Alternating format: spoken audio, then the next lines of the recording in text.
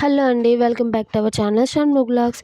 ఎంతో కమ్మగా, పుల్లగా, అలాగే కారంగా, అలాగే ఎంతో రుచిగా ఉండే తోటకూర పులుసు కూర ఎలా ప్రిపేర్ చేసుకోవాలో ఒకసారి చూసేద్దాం.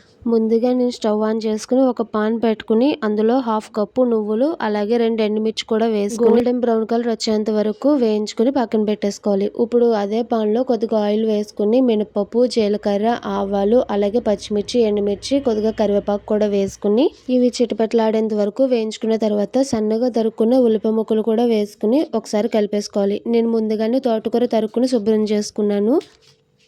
2-3 టైమ్స్ వాష్ చేసుకుని ఇది కూడా పాన్లో వేసేసుకుని ఉల్లిపాయలతో సమానంగా మనకి మగ్గాలన్నమాట. నేనైతే ముందు సాల్ట్ వేయట్లేదు, లేదంటే కాళ్ళు ఉడకవు కదా. ఇప్పుడు నేను ఒక చిన్న గిన్నెలో నిమ్మకాయ సైజ్ అంతా చింతపండు వేసుకుని 1/2 గ్లాసు వాటర్ వేసుకుని నానబెట్టుకుంటున్నాను.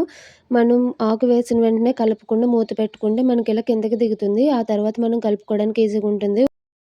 చూడండి, నాకు ఇదైతే మగ్గిపోయింది. ఇది మగ్గిపోయిన తర్వాత ఇప్పుడు ఇందులో కొద్దిగా పసుపు, అలాగే 1 స్పూను సాల్టు, అలాగే నేను ముందుగానే సిద్ధం చేసి పెట్టుకున్న చింతపండు రసం కూడా వేసుకుని ఒక 10 నిమిషాల పాటు ఇది మరగనివ్వాలి. ఇప్పుడు ఇందులోనే కొద్దిగా కారం, అలాగే మీకు కావాలంటే గరం మసాలా కూడా వేసుకోవచ్చు. నేనైతే కొద్దిగా గరం మసాలా వేసుకుంటున్నాను.